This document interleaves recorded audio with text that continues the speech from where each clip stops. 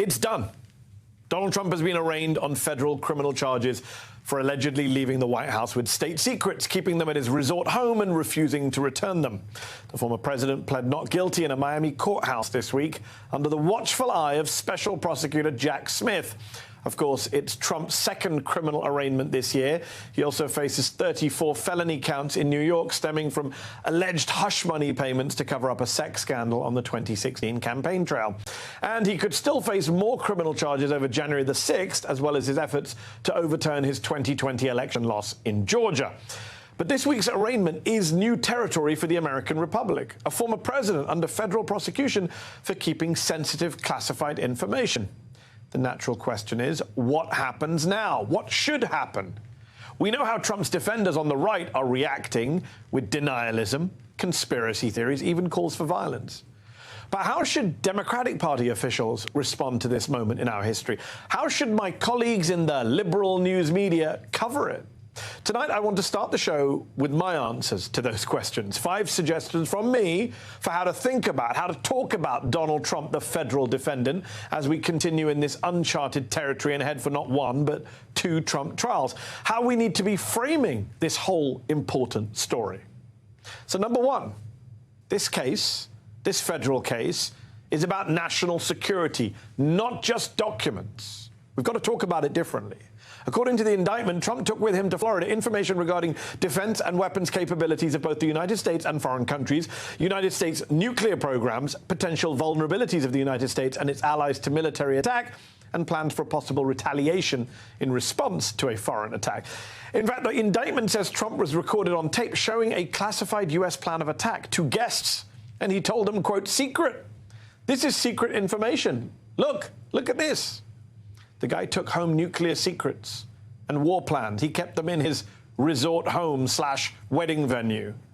As we'll document later in the show, people have gone to prison for much less than that. And in Trump's case, the allegations are so much worse. Some of the documents he's accused of keeping are so sensitive, prosecutors actually had to redact their level of classification in the indictment. Yeah, the document is so sensitive, we're not even allowed to know how sensitive it is. Calling this all a documents case is just trivializing it. It's like reducing Watergate to just an office break-in. Donald Trump is accused of stealing some of the most sensitive secrets America has. And so this case is about the direct danger his actions put all of us in. Number 2, cover the facts. Don't just give free PR to Trump, and don't let him spin this entire judicial process into just another campaign event. Time and time again, the man has used coverage of his own lies and corruption to rally his supporters and spread more self-serving lies. Tuesday was no exception. After his arraignment in Miami, Trump was driven to a cafe in Miami's Little Havana neighborhood to be adored by members of the Trump-loving Cuban-American community there. Then he jetted off to his golf resort in Bedminster, New Jersey, to give yet another rambling speech to his faithful devotees about witch hunts and banana republics. And how did the watchdog press respond to this circus? Mostly by playing into Trump's hands. Momentous scene in Miami, the New York Times wrote, beside a photo of all-American Trump anointed by the U.S. flag on his jet's tail rudder.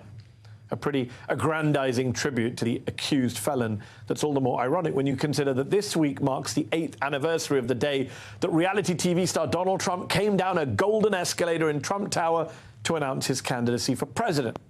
A 2016 campaign that got an estimated $5 billion in free media coverage, more than 7 times what Hillary Clinton got. The media blew it then, but thankfully not everyone blew it Tuesday night as Trump climbed back on his soapbox. Listen to what my MSNBC colleague Rachel Maddow said on air. We do not intend to carry these remarks live. As we have said before in these circumstances, there is a cost to us as a news organization to knowingly broadcast untrue things. Even CNN is wising up to Trump's grift. We're not carrying his remarks live because, frankly, he says a lot of things that are not true and sometimes potentially dangerous. Good for Jake Tapper. Although I would point out that CNN had no problem airing Trump live on their network in prime time, despite his dishonest and dangerous rhetoric, as part of a disastrous town hall event just last month. But I digress. Look, the point is, Trump sees the notoriety from being America's first indicted former president as a clear PR opportunity, as a way of boosting his profile. But we don't have to help him do it. Which brings me to number 3. Democrats can't afford to leave a vacuum here.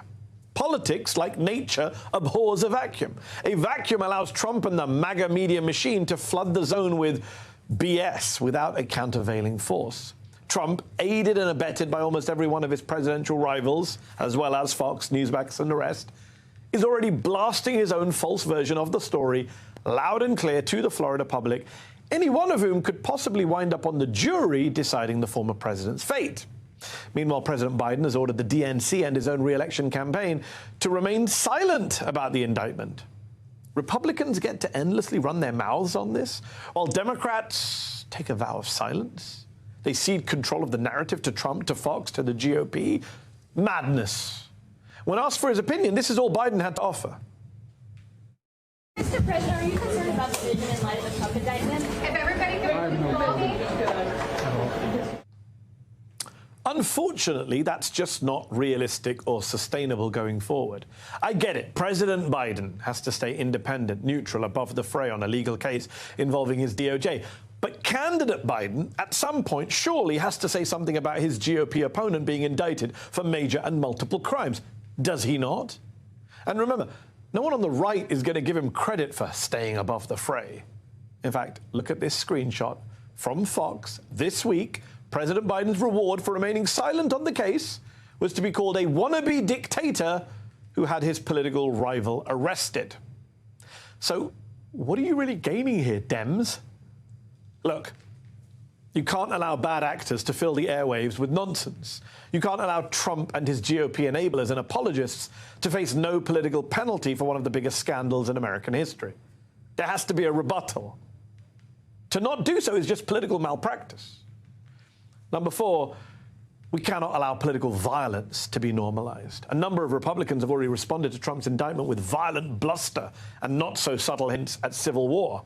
We can't just shrug off that rhetoric or turn a blind eye. Failed gubernatorial candidate Kari Lake threatened at a rally that 75 million, mostly armed Trump supporters, she said, would stand between the Justice Department and the former president. GOP Congressman Andy Biggs wrote on Twitter, "We have now reached a war phase, eye for an eye." And Representative Clay Higgins tweeted, "This is a perimeter probe from the oppressors. Hold, buckle up, 1 to 50K, know your bridges. Rock steady, calm, that is all." Sounds like gibberish, but it's also military slang. 1 to 50K is believed to be a reference to military maps, and I'll let you figure out what buckle up might mean. Are these people on bath salts? Again, it's easy to laugh at their craziness, but if we've learned anything from January the 6th, it's that we can't turn a blind eye to this rhetoric. We can't ignore where it leads. So we have to call it out at every turn, not just move on, as much of the media already has with those 3 people. And number 5, this is a test of American democracy, yes, but not in the way you think. MAGA Republicans want you to believe this is a test of President Joe Biden, Attorney General Merrick Garland, and even of the Justice Department. But that doesn't mean the rest of us have to regurgitate that nonsense, as the New York Times did, sadly, this past weekend. Quote, "Trump's case puts the justice system on trial in a test of public credibility." No, it's not on trial. The only person who's about to be on trial is Donald J. Trump. And the test of democracy is whether or not the United States can prosecute, even convict and jail a former leader without everyone losing their minds. You know, like the rest of the world does all the time, without incident. According to Axios, at least 78 countries around the world have prosecuted or jailed former leaders just since the start of this century. That includes multiple democracies, allies of ours, like France, where former presidents Nicolas Sarkozy and Jacques Chirac were both convicted on corruption charges in separate trials. In Italy, former Prime Minister Silvio Berlusconi, who passed away just this week, was famously convicted for tax fraud and embezzlement in 2012. And even more famously, a year later, Berlusconi was found guilty of paying for sex with a minor, a conviction that was later overturned. South Korea convicted 2 former presidents for corruption who each served prison time. The country also convicted a former prime minister for bribery. She served 2 years in jail. There's also Israel, where in 2011, a disgraced former president was sentenced to 7 years for rape, and former Israeli Prime Minister Ehud Olmert was convicted on corruption charges twice. He served 16 months in prison. And then there's current Prime Minister Benjamin Netanyahu, who right now, as he leads his country, is in the middle of his own ongoing corruption trial. A reminder that even sitting leaders can face justice in other countries. And just this week in Scotland, former First Minister Nicola Sturgeon was arrested in relation to allegations of financial misconduct by her party. She was released without charge, pending further investigation. But guess what? You didn't hear her party crying out about hoaxes or witch hunts or Scotland now being a banana republic.